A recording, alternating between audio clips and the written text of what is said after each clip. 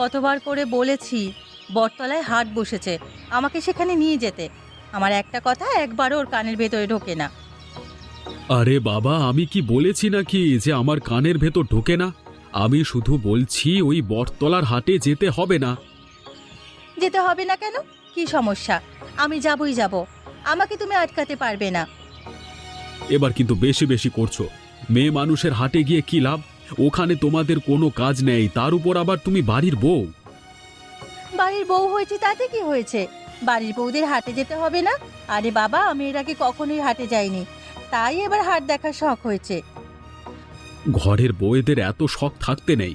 শখ থাকলে সেটা ঘরের মধ্যেই পূরণ করতে হয়, বাইরে যেতে হয় না। গ্রামের লোকজন কি বলবে? গ্রামের লোকেদের কথার জন্য আমি আমার শখ পূরণ করব না? এটা তুমি কি বলছো? আজ তোমার ঘরে খাবার বন্ধ। এটা তুমি কি বলছো? খাবার বন্ধ করলে খাবো কোথায়? কেন? আবার গ্রামের লোকেদের কাছে গিয়ে খাবে? তাদের কথা শুনতে পারো অথচ খাবার খেতে পারবে না। আমার ঘরে আজ খাবার খেতে আসবে না, এটাই শেষ কথা।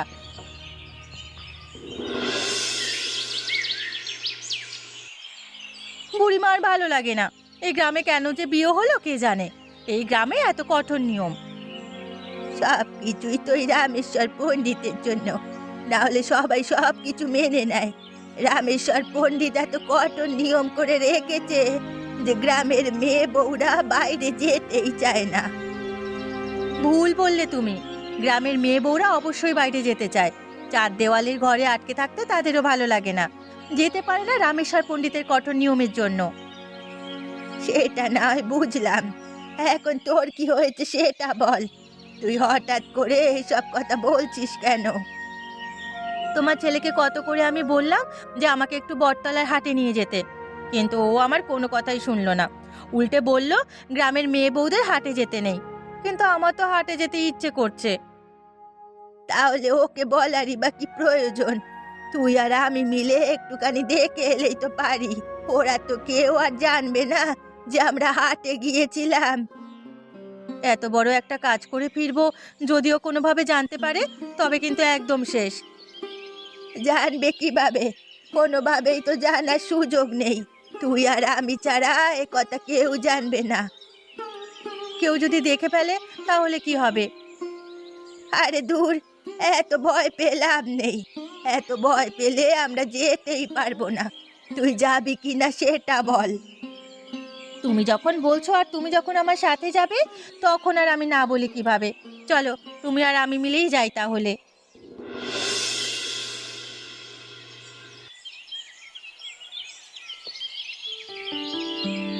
কি গো বুড়ি, কোথায় যাচ্ছ তোমরা? সাথে দেখছি গোপালের বউও আছে। এই তো একটু হাঁটতে বেরিয়েছিলাম। আপনি কোথায় যাচ্ছেন? আরে হাঁটতে বেরিয়েছিলে নাকি হাট দেখতে যাচ্ছ? না না, কি বলছেন? হাটে তো মেয়ে বউদের যাওয়া নিষেধ। সেখানে আমরা কিভাবে যাই বলুন তো? আর দু কদম গেলেই তো গ্রামের হাট। তোমরা আমাকে বোকা পেয়েছো নাকি? আমি সবটাই বুঝতে পারছি। বুঝতে পারলে কি হয়েছে? আপনার জন্য আমরা হাটে যাব না নাকি? আমরা মেয়ে বউ হয়েছি বলে হাটে যাওয়ার অধিকার নেই? যা মনে মনে ভেবেছিলাম ঠিক তাই হলো। তোমরা যে হাটে যাচ্ছ সেটা গোপাল জানে? তাকে জানানোর প্রয়োজন মনে করিনি। আমাদের ইচ্ছে হয়েছে, আমরা হাটে যাচ্ছি। এখানে আপনি আবার নাক গলাতে এসেছেন কেন? এত বড় কথা! আমার সাথে গলা তুলে কথা বলছো? গোপালের সাথে দেখা হলে আমি সবকিছুই বলবো। তারপর বুঝবে হাটে যাওয়ার অপরাধ কি। সেটা আমার আর আমার স্বামীর ব্যাপার, আপনি এর মধ্যে আসবেন না। আপনি যতই বিচার দেন না কেন, আমার কিছুই হবে না। আপনি এখন এখান থেকে যান তো। এভাবে কথা বলছিস কেন রামেশ্বর পণ্ডিতের সাথে? বাবু, আমরা হাট দেখতে যাচ্ছি না। আপনি জিজ্ঞাসা করেছেন তো, তাই একটু গোপালের বউ চটে গেছে। আমরা এমনিতেই বের হয়েছিলাম। হয়েছে হয়েছে, সবকিছুই বুঝি আমি। তোমাদের এই আস্পর্ধার শাস্তি আমি তোমাদেরকে দেবই, আর তোমাদেরকে পেতেই হবে। দেখবে আমি কি করি। গোপালের সাথে একটি বার শুধু আমার দেখা হতে দাও।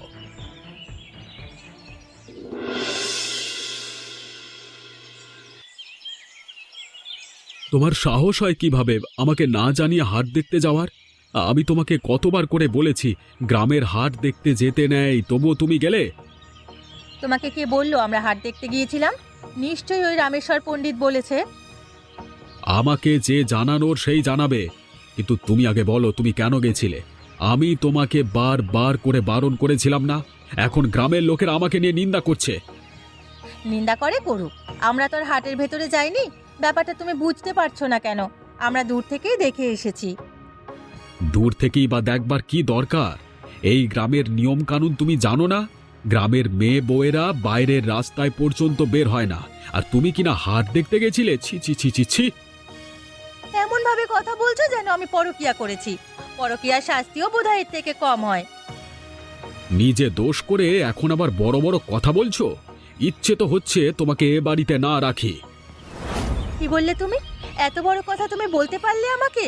আমাকে তুমি এ বাড়িতে রাখবে না? ঠিক আছে, সময় সুযোগ আমারও আসবে, তখন দেখিয়ে দেব আমি কে, আর আমি বাইরে গিয়ে কি করতে পারি। ওটুকুই পারবে শুধু?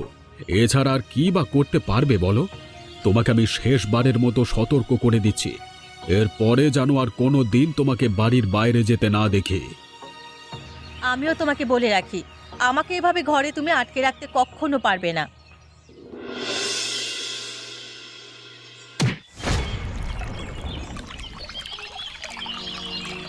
আরে আরে, কি সর্বনাশ হলো, কি সর্বনাশ হলো! ওরে গোপাল, তুই এভাবে পড়ে গেলি কিভাবে? বৌমা, ও বৌমা, কোথায় গেলে তুমি? ওরে বাবা রে, বুড়িমা গো, আমার মনে হচ্ছে কোমরটা গেল। আমি আর উঠে দাঁড়াতেও পারবো না। আমি এখন কি করব? যন্ত্রণায় মরে যাচ্ছি বুড়িমা। উঠিস না, উঠিস না, উঠতে গেলে আবার পড়ে যাবি। বৌমা, আরে ও বৌমা, এত করে ডাকছি, বের হচ্ছ না কেন? বুড়িমা, কি হয়েছেটা কি? এভাবে চিৎকার চেঁচামেচি করছো কেন? কি হয়েছে? আরে এদিকটা এসে দেখে যাও, কি অঘটন ঘটে গেছে। গোপালের কোমরটা বুঝি আর নেই। এদিকে এসো এসো, গোপালকে ওঠাতে হবে। হায় হায়, কি বলছো বুড়িমা? দেখি দেখি। আরে, তুমি এভাবে পড়ে গেলে কিভাবে? একটু দেখে শুনে হাঁটতে পারো না? বুড়িমা, একে তো ওঠাতে হবে। তাই তো বলছি, তাড়াতাড়ি নামো। তুমি ধীরে ধীরে নামো, তুমি আবার ওকে ওঠাতে গিয়ে নিচে পড়ে যেও না, তারপর আরেক বিপদ হবে। আমি একা দুজনকে কিভাবে সামলাবো? আমাকে নিয়ে চিন্তা করতে হবে না, আমার লাঠি আছে, আমি লাঠির ওপর ভর দিয়েই উঠে যেতে পারবো। তুমি আগে গোপালকে ওঠাও। আরে আরে, তোমরা এত বক বক করছো কেন? আমি এভাবে পড়ে আছি, আমাকে আগে ওঠাও। মা করে, ওরে বাবা, আমি যন্ত্রণায় শেষ হয়ে যাচ্ছি। তুমি আগে ঘরে চলো, আমি ডাক্তারকে খবর দিচ্ছি, ডাক্তার ঘরেই চলে আসবে। চলো চলো।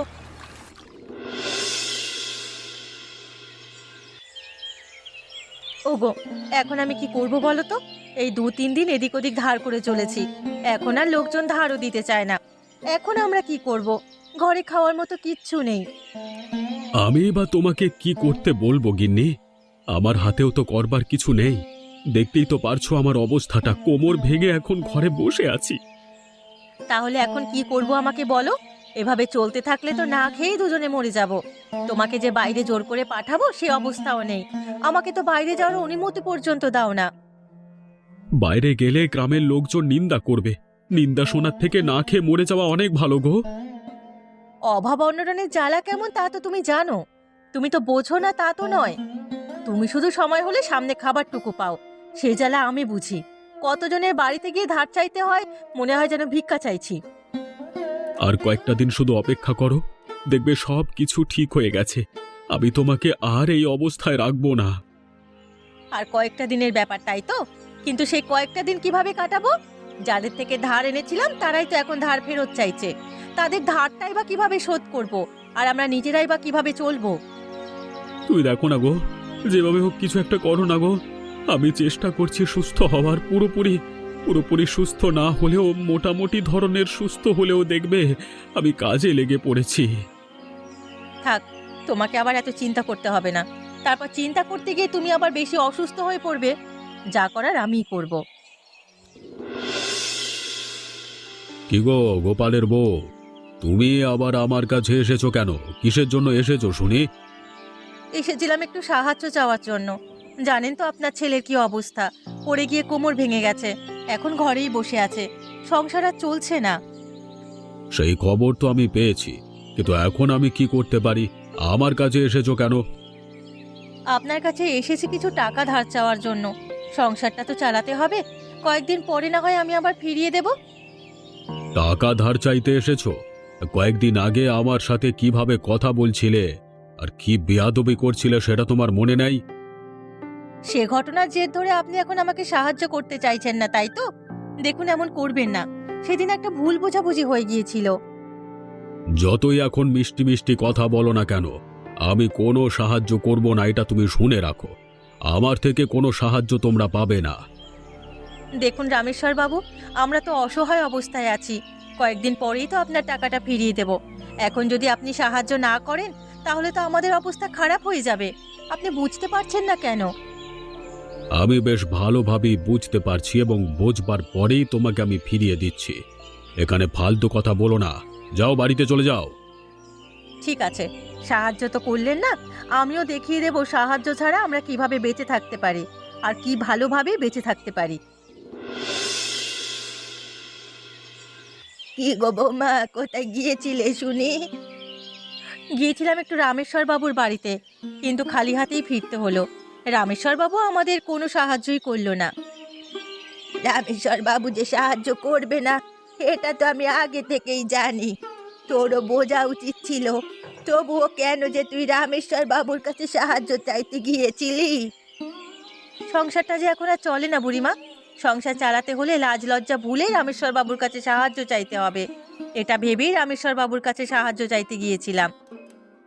আমি বলি কি, তুই একটা কাজ কর, নিজেই কিছু করার চেষ্টা কর। এই ধর, সবজি চাষ কর। সেই সবজি যদি হাটে বিক্রি করিস তাহলে ভালো পয়সা হবে। সবজি চাষ করব, কিন্তু হাটে তো বিক্রি করা যাবে না। ওই যে তোমার ছেলে সব সময় বলে লোকে নিন্দে করবে। ও একটা ভুলের মধ্যে আছে, ওর ভুলটা ভাঙাতে হবে। তাই বলি, তুই সবজি চাষ কর, তারপর হাটে গিয়ে বিক্রি কর। তারপরেরটা পরে দেখা যাবে। সবজি চাষ করতে হলেও তো কয়েকটা দিন সময় লাগবে। সে কয়েকটা দিন সংসার চালাবো কিভাবে? আমার ঘরে যা কিছু আছে তাই দিয়ে মোটামুটি তিনজনের কয়েকটা দিন চলে যাবে। তারপরে তুই যখন সবজি বিক্রি করা শুরু করবি তখন না হয় আবার আমারটা আমাকে বিড়িয়ে দিবি। ঠিক আছে বুড়িমা, তুমি এটা একটা ভালো কথা বলেছো। তাহলে তাই করব। কালকে থেকেই সবজি চাষ করতে লেগে পড়ব। তুমি আমাকে হাতে হাতে একটু সাহায্য করে দিও।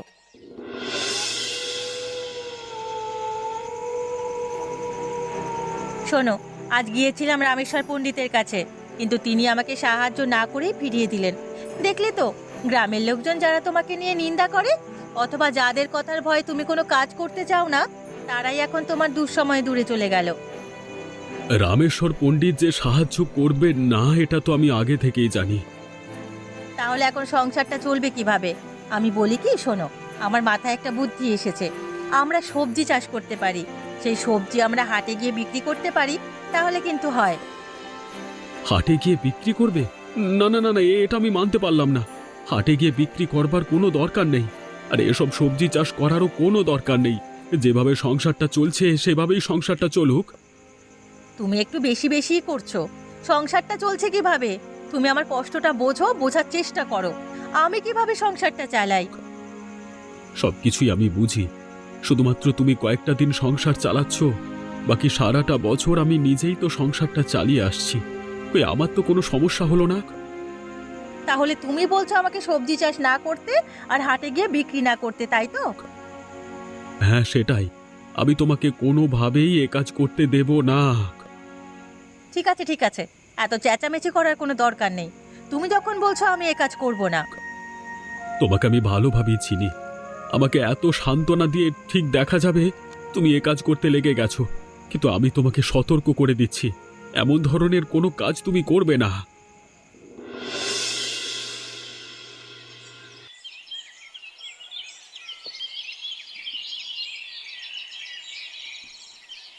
কি হলো নাকি? তোমরা হাটে কি করছো? সামনে দেখছি বিভিন্ন সবজি রাখা। তা তোমরা কি এই সবজি বিক্রি করতে এখানে এসো নাকি? যখন দেখতেই পাচ্ছেন তখন আবার জিজ্ঞাসা করছেন কেন? যখন সাহায্য চাইতে গিয়েছিলাম তখন তো আমাদেরকে সাহায্য করেননি, এখন আবার এসব বলতে এসেছেন কেন? দেখো, তোমরা এই গ্রামে থাকো, এ গ্রামের কিছু নিয়ম কানুন আছে, সেই নিয়ম কানুনের বাইরে গিয়ে তোমরা তো কোনো কাজ করতে পারো না। আমরা অবশ্যই পারি, তা আমরা করে দেখিয়েছি। আপনার যদি কোনো সমস্যা থাকে তাহলে আমাদেরকে বলতে পারেন। আরে সমস্যা আছে বলেই তো তোমাদেরকে বলছি। আরে এখানে তোমরা বেচা কেনা করতে পারবে না, নইলে তোমার স্বামীর কাছে গিয়ে আবার বিচার দেব। আপনার যা খুশি আপনি করতে পারেন, আমার কোনো সমস্যা নেই। আপনি আমার স্বামীর কাছে কেন, পুরো গ্রামবাসীর কাছে বিচার দিন, আমার কিচ্ছু যাবে আসবে না। এত বড় কথা! এ গ্রামে তোমার মতো বেয়াদব বউ আর একটাও নেই, একটাও দেখিনি আমি কখনো। এখানে বসে এত কথা বলার কোনো প্রয়োজন নেই। দেখতেই তো পাচ্ছেন আমরা এখানে ব্যবসা করছি। ব্যবসার সময় এত কথা ভালো লাগে না। আপনি এখান থেকে যান তো। তোমরা কাজগুলো কিন্তু ভালো করলে না, এর জন্য তোমাদেরকে পস্তাতে হবে, এমনকি গ্রামও ছাড়তে হতে পারে, ভেবে দেখো। ভেবে দেখেছি, এখন আপনি এখান থেকে আসতে পারেন। আমাদেরকে আমাদের ব্যবসা করতে দিন।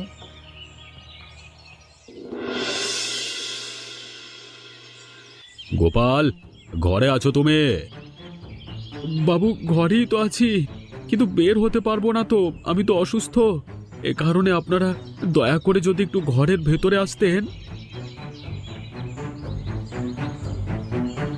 দেখো গোপাল, তোমাকে আমি খুব ভালোভাবেই জানি। এতটা বছর তুমি আমাকে ভালোই সম্মান করে এসেছো, কিন্তু তোমার বউটা এত বেয়াদব কেন বলো তো? কেন বাবু, লক্ষ্মী আবার কি করলো? কি করলো সেটা তুমি এখনো বুঝতে পারোনি? তোমার বউ সবজি চাষ করে সেই সবজি আবার হাটে বিক্রি করতে গিয়েছিল। কি বলছেন বাবু, এসব তো কিছুই আমি জানি না। কিছু জানো না? তোমার বউয়ের কারণে এখন গ্রামের সব মহিলারা হাটে গিয়ে বিভিন্ন জিনিস বিক্রি করছে। যত নিয়ম কানুন সব ভঙ্গ করেছে তোমার বউ। বাবু, আমি আমার বউয়ের জন্য আপনার কাছে হাত জোর করে ক্ষমা চাইছি, আমি বিষয়টা দেখছি। বিষয়টা কতদূর কি দেখতে পারবে সে বিষয়ে আমার জানা নেই, তবে তোমাকে আমি বলে রাখি, তোমার বউকে যদি তুমি এ পথ থেকে না সরাও, তাহলে কিন্তু তোমাকে গ্রাম ছাড়া হতে হবে। আমি আপনার কথা বুঝতে পারছি, আমি আমার বউকে সামলে নিচ্ছি, আপনি কোনো চিন্তা করবেন না, আর কখনোই আমার বউকে হাটে দেখবেন না। কথাটা যেন মাথায় থাকে। তোমার বউয়ের কারণে গ্রামের সব মেয়ে বউরা নষ্ট হয়েছে, এখন আবার নতুন নিয়ম কানুন বানাতে হবে। যত সব আমাকে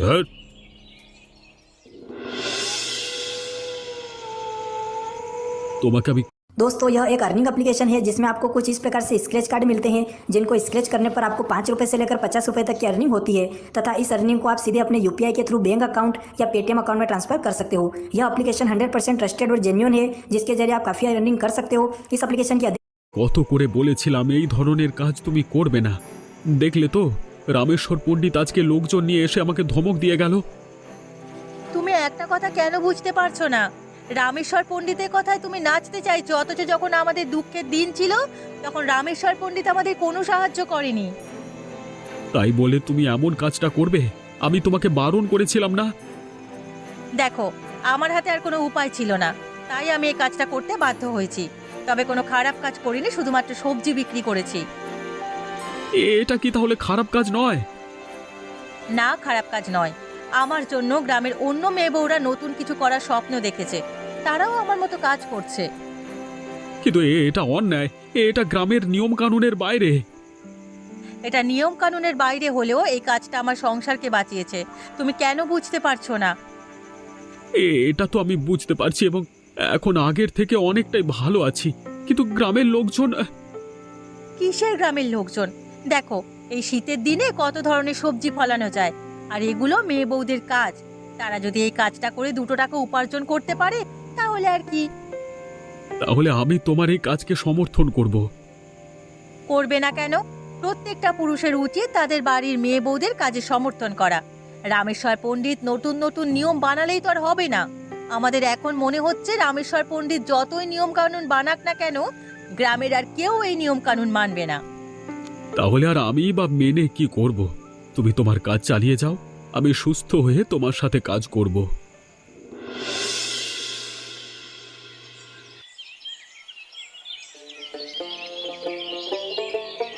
দেখলে তো, এই হাটে পুরুষের থেকে মেয়ে লোকের সংখ্যা বেশি, এবং তারা প্রত্যেকেই কোনো না কোনো কাজ করছে। সেটাই তো দেখতে পাচ্ছি, দেখেও বড্ড ভালো লাগছে। এখন প্রত্যেকটা গ্রাম অথবা শহরের দিকে মেয়েরাই কাজ করে থাকে। আমাদের গ্রামটাই পিছিয়ে ছিল শুধুমাত্র ওই রামেশ্বর পণ্ডিতের কারণে। গোপাল, তোমাকে আমি বিচার দিয়ে এলাম, তুমি আমার কথা না শুনে এখন দেখছি তোমার বউয়ের কাছে হাত লাগিয়েছ। আর কতদিন আমাদের গ্রামের মেয়ে বউকে এভাবে আটকে রাখবেন শুনি? কোনো লাভ হবে না। দেখতেই তো পাচ্ছেন এখন হাটের অবস্থা। আপনার নিয়ম কানুন এখন আর কেউ মানবে না। এসব কিছু তোমার এই বেয়াদব বউয়ের জন্যই হয়েছে। এ মেয়েটাই প্রথমে নিয়ম ভেঙেছে, আর এখন সবাই নিয়ম ভেঙেই যাচ্ছে। আমার তো মনে হয় ভেঙেছে বেশ করেছে। এবার গ্রামের প্রত্যেকটা নারী পুরুষ স্বাবলম্বী হয়েছে। কোনো মেয়ে বউকে আর স্বামীর জন্য বসে থাকতে হচ্ছে না। তোমাদেরকে বুঝিয়ে আর কোনো কাজ নেই, যত সব। রামেশ্বর পণ্ডিত দেখলাম এবার রেগেই গেল। আর মনে হয় কখনোই এমন নিয়ম কানুন দেবে না, কারণ এবার থেকে নিয়ম কানুন দিলেই মেয়ে বউরা খেপে যাবে। সবকিছু হয়েছে আমার বউ লক্ষ্মীর জন্য। একদম নয়, সবকিছু হয়েছে বটতলার হাটের জন্য। এই হাট নিয়েই তো এত কিছু, তাই না? এখন থেকে প্রতি শীতে বটতলার নিচে হাট বসবে, আর আমরা সেখানে ব্যবসা করব। এমন মজার মজার গল্প দেখতে আমাদের চ্যানেলকে সাবস্ক্রাইব করতে